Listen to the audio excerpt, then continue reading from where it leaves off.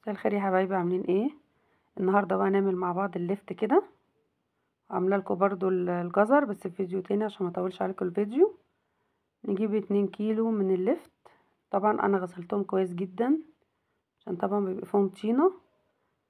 نقطعهم اهو مع بعض. طبعا انا بحب العروش دي فبشيلها دلوقتي وفي الاخر هعملها معاكم. نقطعها بقى كده بطريقه المحلات. نقطعها بقى كده. نجيب بقى اللي هي القطاعه ديت اللي هي مشرشره عشان تبقى زي بتاعه المحلات بالظبط. طبعا ده معمول بنظافة وانت عاملاه بايدك. صراحة يعني كان جميل جدا، وتتحكمي انت فيه في الملح بتاعه. طبعا قطعنا كله مشرشر كده. في بقى قطعة تانية بس انا ديت يعني بتنفعني بصراحة في كل حاجة، يعني في البطاطس، تقشير البطاطس، التقطع اللي هي الشرشرة دي. التوم في الجنب كده بنبشر بقى توم برضو. قطعنا الكمية اهي 2 كيلو. نحط 5 معالق من الملح عليهم طبعا بعد ما غسلتهم تاني برضو. 5 معالق بس كده. نقلبهم بقى كويس جدا عشان الملح طبعا يتغلغل فيه كده جامد. نقلبهم بقى جامد كده كويس، ونسيبهم بقى قد 10 دقايق بالظبط عقبال ما نقطع البنجر. طبعا انا جبت واحدة بنجر بس نركنه كده 5 دقايق، 5 ل10 دقايق كده.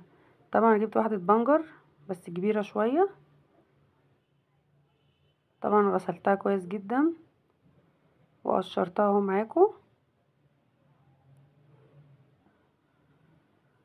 احنا مش هنحطها كلها عشان هيبقى احمر قوي يعني، فاحنا حطيتها يعني سبت ربعها بس. حطيتها كلها بس يعني سبت حتة منها كده قد ربعها.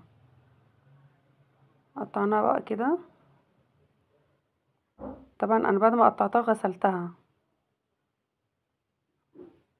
غسلتها برضو. او غسلتها كده اهو. بس نقطع بقى كده بقية البنجر بتاعنا. بصراحة البنجر يعني مفيد وتحفة بصراحة، وفيه غذاء كامل وفيتامينات. ساعات كنت بجيبه نقطعه وناكله كده يعني مسكر وطعمه حلو قوي. طبعا مع الفراولة، لما الفراولة تنزل ان شاء الله نجيب كده ونعملها معاكم برضه مع البنجر.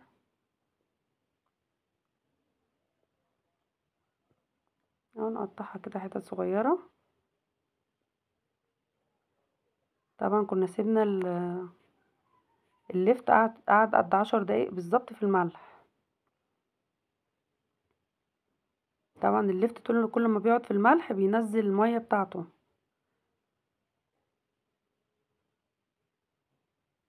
هنقلبه بقى كويس جدا.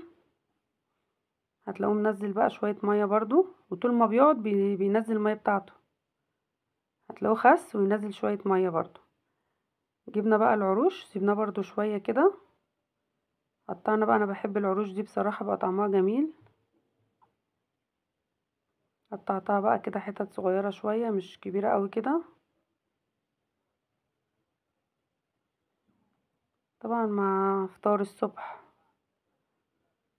مع اي اكل. بصراحة المخلل بصراحة يعني بيفتح النفس في اي اكل، ان كان اللفت او الجزر. والجزر عاملاه لكم برضو في فيديو تاني. بصراحة طعمه تحفة، معمولة بنظافة وانت اللي عاملاه بايدك، وسهل جدا يعني اي حد يعمله. طبعا كنت جايبة علبة عندي، برطمان عندي كده كان بتاع جبنة غسلاه طبعا كويس جدا.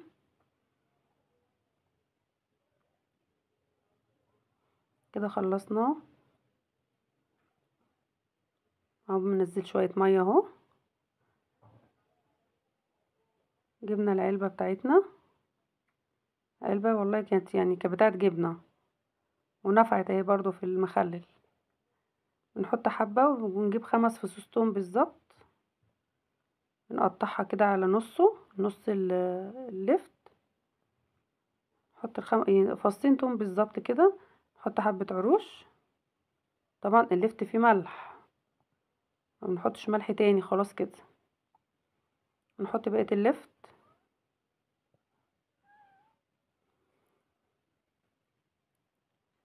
بس نرصه كده جامد، لان احنا هي كده كده هيخس معانا، هيفور. طبعا انا بحطه في طبق فاضي عشان هيفور ميه، هينزل بقية الميه بتاعته.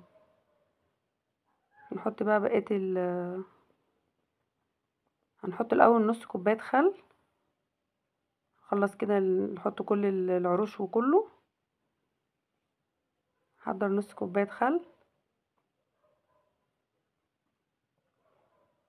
نحط بقية التوم الاول كده،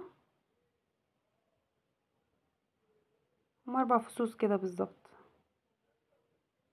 بيديله طعم حلو قوي.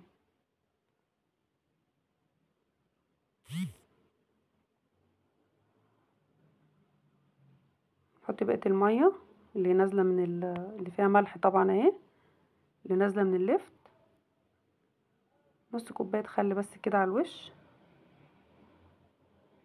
بس، ونزوده مية بقى لحد ما نغطيه من المية بالمية، مية عادية خالص، ان هو طبعا شرب بالملح بتاعه، حبة الملح اللي احنا كنا حاطينها شربه.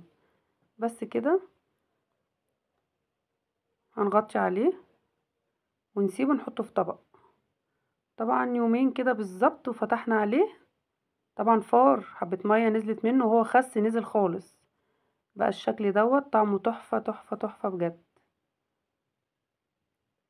بألف هنا عليكم حبايبي.